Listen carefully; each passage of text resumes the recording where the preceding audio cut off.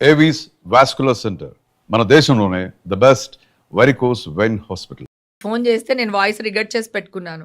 ఇంకా బలవంతంగా తీసుకెళ్లి 10,000 ఇచ్చారక్క, మామూలుగా అయితే 3,000 ఇస్తారక్క, ఈ విషయంలో 10,000 ఇచ్చి మమ్మల్ని కూర్చోబెట్టి మాట్లాడిచ్చారక్క, మాకు తెలియదు ఇలాగని అది ఇదని. మా అబ్బాయి ఫోన్ చేశాడు, ఎక్కడెక్కడో నా అసిస్టెంట్కి ఫోన్ చేసి నెంబర్ తీసుకుని వాడు నాకు కాల్ చేశాడు. అంటే వాళ్ళే కెమెరా ముందు మాట్లాడేసి అంటే నువ్వు డబ్బులు ఇస్తానంటే పాపం పాపం వాళ్ళ ప్రాణం ఎంత నాన్న, 10,000 వాళ్ళకి చాలా ఎక్కువ కదా. అంటే నేనేమంటున్నానంటే నువ్వు పాపం వాళ్ళ గురించి ఆలోచిస్తున్నావు, నేను ఆ ఛానల్ వాళ్ళ గురించి ఆలోచిస్తున్నాను. వాళ్ళ స్టేచర్ ఏంటి, ఆ మనుషులు ఏంటి, సిగ్గుండక్కర్లా వాళ్ళకి? ఇట్లాగా వాళ్ళే డబ్బులు ఇచ్చి తెచ్చుకుని కూర్చోబెట్టి మాట్లాడించడం ఏంటి అసలు? నా మీద 30,000 వాళ్ళు స్పెండ్ చేశారంటే ముగ్గురు కూర్చోపెట్టి వాళ్ళు ఎంత రేటింగ్లో సంపాదించుంటారు? వాళ్ళు ఎలాంటి వాళ్ళు అసలు? వాళ్ళ క్యారెక్టర్స్ ఏంటి, వాళ్ళ అమ్మా నాన్న ఏంటి, వాడు పుట్టుకేంటి? సిగ్గుండక్కర్లా టీవీ వాడికి? ఇలా జరిగినాయి పాపం. ఇట్లా కూర్చోబెట్టి అన్ని వేసేసరికి వాళ్ళకి నేను ఎవరో కూడా తెలియదు. కర్ణాటక పోలీసులకి నేను వచ్చిన ఆవిడ సెలబ్రిటీయా లేకపోతే మామూలు అమ్మాయా అని వాళ్ళకి ఏమి తెలియదు. వీళ్ళు న్యూస్ వేయడం వల్ల ఓ ఎవరో సెలబ్రిటీ వచ్చారు, సో సెలబ్రిటీ ఉంది అని పాపం వాళ్ళకి కూడా తెలియదు. వీళ్ళ జ్ఞానోదయం ఇచ్చారు వాళ్ళకి ఫీడింగ్. ఈ అమ్మాయి ఇలాగా అమ్మ అలాగా అంటే వాళ్ళకు కూడా డౌట్ వస్తుంది కదా పోలీసులకి. ఆల్రెడీ నువ్వు నేను ఒక పార్టీకి వెళ్ళాం, నువ్వు ఉండిపోయావు, నేను బయటకు వచ్చాను ఆ పార్టీ నుంచి. అక్కడ ఏదన్నా ఇష్యూ జరిగింది ఇలాంటిది, మనం ఇంటికి వెళ్ళిపోయిన తర్వాత కూడా వాళ్ళు పిలిపిస్తారు, పిలిపించి మనల్ని ఎంక్వైరీ చేస్తారు. ఎంక్వైరీ చేసి మీ పేరేంటి, మీరేంటి, ఏ ఊరు, ఏంటి, తీసుకున్నారా లేదా అని చెప్పి వాళ్ళకు కూడా టెస్టులు చేపిస్తారు. ఇది కామన్, ఇది జరుగుద్ది. కానీ అరెస్ట్ చేసే అంత తప్పు కాదు. ఒకవేళ నేను డ్రగ్స్ తీసుకున్నాను నాన్న, ఎందుకు అరెస్ట్ చేస్తారు? డ్రగ్స్ తీసుకుంటే నేను విక్టిమ్ని, నన్ను అరెస్ట్ చేయరు. మరి అరెస్ట్ చేయనక్కర్లేదు, కోర్టుకి ప్రొడ్యూస్ చేస్తారు. కోర్టులో నిరూపణ అయిన తర్వాత మనం ఫైన్ కట్టుకుంటాం, లేదంటే వాళ్ళు డీహైబ్రేషన్ సెంటర్ అంటారు కదా, అక్కడికి పంపిస్తారు. డ్రగ్స్ తీసుకున్న వాళ్ళని ఫైన్ కట్టించుకుంటారు, అక్కడికి పంపిస్తారు. అసలు దీనికి సంబంధం లేదు, అసలు అరెస్ట్ చేయకూడదు. ప్లస్ మీడియా వాళ్ళు కూడా డ్రగ్స్ తీసుకున్న వాళ్ళ ఫోటోలు కానీ వాళ్ళ పేర్లు కానీ వాళ్ళని పబ్లిసిటీ చేయకూడదు. వాళ్ళు విక్టిమ్స్ కదా, వాళ్ళని కాపాడుకోవాల్సిన బాధ్యత ప్రభుత్వం మీద, సమాజం మీద ఉంటుంది. ఎవరైనా సరే అసలు ఆ విక్టిమ్ ఫొటోస్ వేయకూడదు. ఓకే ఓకే ఓకే ఓకే కానీ మొత్తం పెద్ద ఇదే అయింది కదా. అసలు చాలా చేసేసారు కదా, ఎంత నష్టపోయాను నాన్న. ఈషా గారి ఫ్రెండ్స్ దూరం పెట్టేశారా పాపని. ఆ ఉద్యోగం టైంలో తను ఇబ్బంది పడిపోయిందా, నా ఫ్రెండ్స్ అందరూ ఇదైపోయారా. మా అమ్మ, మాది పల్లెటూరు నాన్న, నేను పరువు కోసం చచ్చిపోతాను. యాక్చువల్లీ అది ఇప్పుడు అడుగుదాం అనుకున్నాను. అది మీ అమ్మగారి గురించి కూడా నిన్న మనం వీడియో అప్లోడ్ చేసిన దాంట్లో ఫుల్ ఎమోషనల్ అయ్యారు చాలా. అసలు నేను అమ్మ మీద ఎన్నిసార్లు ఒట్టేసినా కూడా ఎమోషన్లో వచ్చేస్తుంది అసలు కళ్ళంటి నీళ్ళు. పాపం నేను అది కూడా చెప్పాను, నేను మా మదర్ ఇబ్బంది పడుతున్నారు. అప్పుడు కూడా వీడియో పోస్ట్ చేశాను, ఇమ్మీడియట్ గా పోస్ట్ చేశాను. అమ్మ ఏమైపోయిందంటే బ్లాంక్ అయిపోయి ఎవరో వచ్చేసారు, నన్ను తీసుకెళ్ళిపోతున్నారు, నన్ను వచ్చేయమంటున్నారు, నేను వెళ్ళట్లేదు, నేను గట్టిగా పట్టేసుకున్నాను గుమ్మాన్ని, పిచ్చి పిచ్చిగా మాట్లాడుతుంది. అసలు కాన్షియస్లో కూడా లేదు అమ్మ. నేను హాస్పిటల్ వీడియో పెట్టినప్పుడు అమ్మ ఏదేదో మాట్లాడేస్తున్నారు. సో అమ్మ కొలాప్స్. అప్పటి నుంచి ట్రీట్మెంట్లు జరుగుతూనే ఉన్నాయి. సడన్ గా హార్ట్ స్ట్రోక్ వచ్చింది. అస్సలు అనుకోలేదు, మా అమ్మని ఎంతైనా బతికించుకుందాం అనుకున్నా. మా తమ్ముడు కూడా బాగా చూసుకుంటాడు మదర్ని కోల్పోయానా. నా కూతురా, నా ఫ్రెండ్సా, నా అపార్ట్మెంట్లో వాళ్ళు నిజంగా చాలా మంచి వాళ్ళు. నా చుట్టూ నా క్లోజ్ ఫ్రెండ్స్ అందరికీ నేనేంటో తెలుసు, నేను పార్టీలు చేసే వాళ్ళకి తెలుసు ఈ పిచ్చమంటే ఏంటి అనేది. అందరూ ఉన్నారు, అందరూ ఉన్నారు. ఒక్కటి ఏంటంటే నా అదృష్టం, నేను అయ్యో నాకు ఇంత కేసు వచ్చింది, నేను వెళ్తే వాళ్ళు ఏమనుకుంటారో, వాళ్ళు మొహమాటని పిలుస్తున్నాడు, ఇలాగే ఒక పార్టీకి వెళ్తే చెప్పాను కదా ఒక ఆవిడ ఇలాగే అంటారు అని చెప్పి నేను ఇంట్లో ఉండిపోయాను. నేను ఎవరికి కాల్ చేయలేదు, ఎవరిని రికమెండేషన్ అడగలేదు.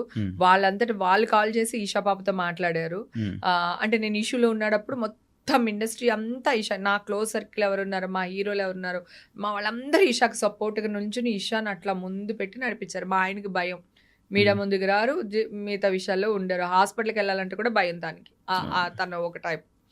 సో నా కూతురు తమ్ముడు ముందుండి ఇవన్నీ నడిపించారు. వాళ్ళు ముందున్నారు, వీళ్ళందరూ వెనకాల ఉన్నారు. 5 లాయర్లు వచ్చారు నాన్న మీకు సపోర్ట్గా. ఇక్కడి నుంచి 2 వచ్చారు, అక్కడ 3 వచ్చారు లాయర్లు.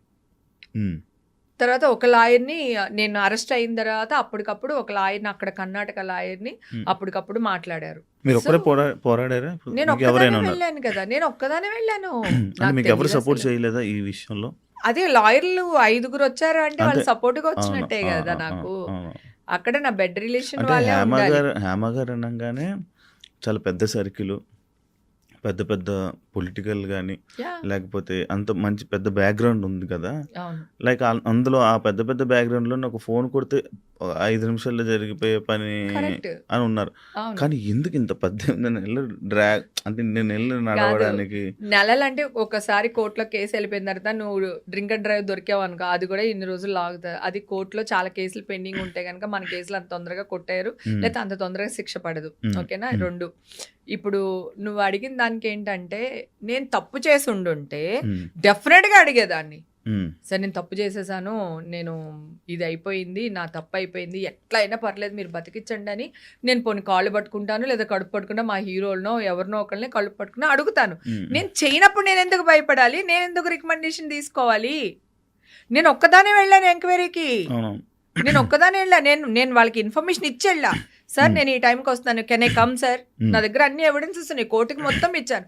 ఇదిగోండి సార్, వాళ్ళు ఫస్ట్ నోటీస్కి నేను రిప్లై ఇచ్చాను, సెకండ్ నోటీస్కి రిప్లై ఇచ్చాను, థర్డ్ నోటీస్కి నేను వెళ్ళి ఆయన ముందున్నాను అని చెప్పి. ఓకే, నువ్వు ఒకటి ఆలోచించి, నేనైనా దేశద్రోహం చేస్తానా? నన్ను అర్ధరాత్రి పట్టుకెళ్ళి జడ్జి ముందు నుంచోబెట్టి సినిమా రేంజ్లో నన్ను తీసుకెళ్లి జైల్లో వేయడానికి అంత తప్పేం చేశాను? నేను ఆ పోలీసు వాళ్ళు కూడా అదే అడిగాను, నేను అంత తప్పేం చేశాను? ఇంత పరిగెత్తుకుని తీసుకుని వెళ్ళి అంత తీసుకెళ్ళి అక్కడ అప్పచెప్పాల్సిన అవసరం ఏంటని అడిగా.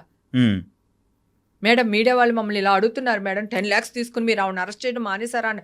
10 lakhs వాళ్ళు డబ్బులు కూడా మెన్షన్ చేస్తున్నారు.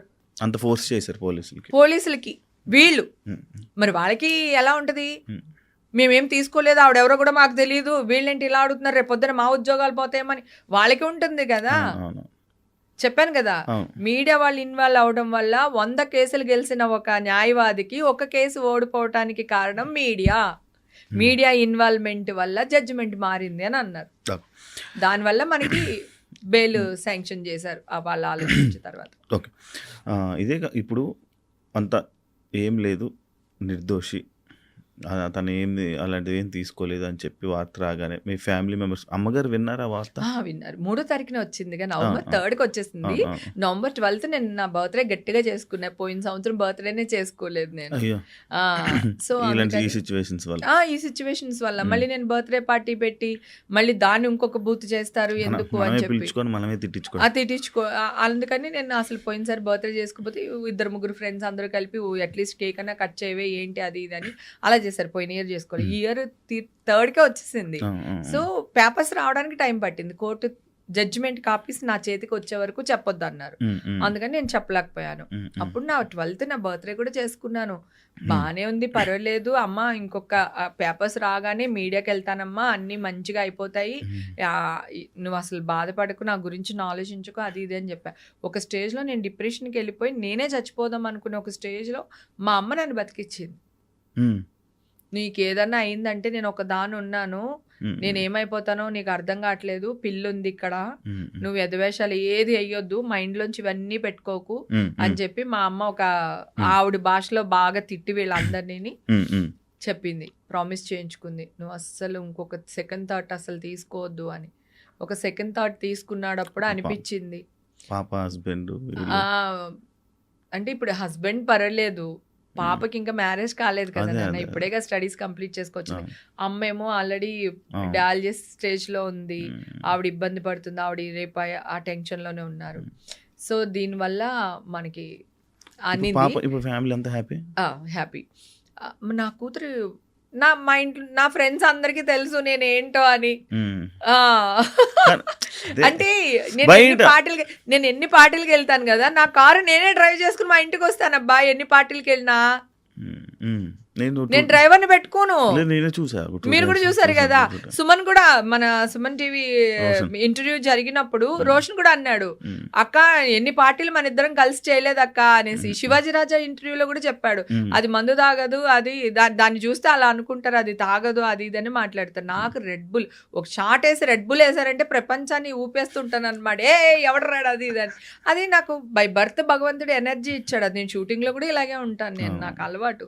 నేనే కార్ డ్రైవ్ చేసుకుని వస్తాను, అలాంటిది డ్రగ్సా?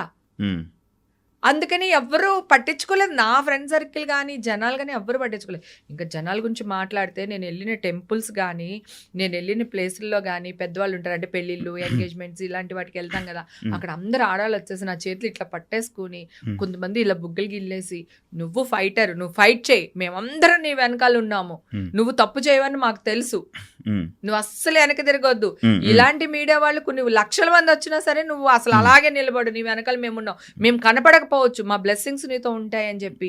తర్వాత హోమాలు అవన్నీ చేస్తారు కదా గుళ్ళో, అక్కడ తుడవడానికి పెద్ద ముత్తైదులు వీళ్ళందరూ పెట్టుకుంటారు కదా, వాలంటీర్లుగా వచ్చి చేస్తూ ఉంటారు. అలాగే తిరుపతిలో కూడా వాలంటీర్స్ వస్తూ ఉంటారు, బ్లూ కలర్ డ్రెస్ వేసుకుని ఆరెంజ్ కలర్ కట్టుకుంటారు. అక్కడ తిరుపతి వెళ్తే వాళ్ళందరూ, అమ్మ గుళ్ళో ఉన్నంతసేపు మేము నీ గురించి అంటున్నాము, అన్యాయంగా నిన్ను బలి తీసుకున్నారమ్మా, నువ్వు అస్సలు భయపడకు, మేమందరం ఉన్నామని. పెళ్ళిళ్ళకి వెళ్తే ఇక్కడ, గుడికి వెళ్తే అలాగా పెద్దవాళ్ళు అనమాట, వయసులో పెద్దవాళ్ళు, నాకంటే చిన్నోళ్ళు అందరూని. సో ఇంతమంది నమ్మలేదు, అంటే ఇంత పెద్ద న్యూస్ వేసినప్పుడు నన్ను తీసి పక్కకు పెట్టేయాలి. నా బిజినెస్లు పాడైపోయి ఉండాలి, నేను ఈవెంట్స్ చేసుకుంటాను, ఈవెంట్స్ పాడైపోయి ఉండాలి, నా కూతురు కెరియర్ పాడైపోయి ఉండాలి, నా హస్బెండ్ని పక్కన పెట్టేసి ఉండాలి, నన్ను పక్కన పెట్టి ఉండాలి. కానీ ఎవ్వరు పెట్టలేదు తెలుసా, అందరు ఫోన్లు చేశారు, అందరూ మాట్లాడారు. అమ్మ ఈషా పాప నీకేం కావాలి నాన్న, నువ్వు ఒక్కదాన్ని వెళ్తున్నావు, లాయర్స్ కావాలా, ఏమన్నా మనీ కావాలా, అక్కడ కార్లు కావాలా, నీకు రూమ్స్ కావాలా, ఏం చేయమంటావు 500-600 కాల్ పాపకు వచ్చినాయి. నా సర్కిల్ నిజంగానే, నా సర్కిల్ ఏం చిన్న సర్కిల్ కాదు, కాకపోతే నేను తప్పు చేస్తుంటే ఈ సర్కిల్ అంతా వాడేసేదాన్నేమో. కానీ ఈ మీడియాలో వచ్చిన వార్తల వల్ల కొంతమంది జనాలు అయితే ఇన్ఫ్లుయెన్స్ అయ్యారు, ఏ మాట 100% అయ్యారు. ఎందుకంటే చెప్పానుగా, ఒక బర్త్డే పార్టీకి వెళ్తే నలుగురు మాట్లాడారు, 100% మాట్లాడారు.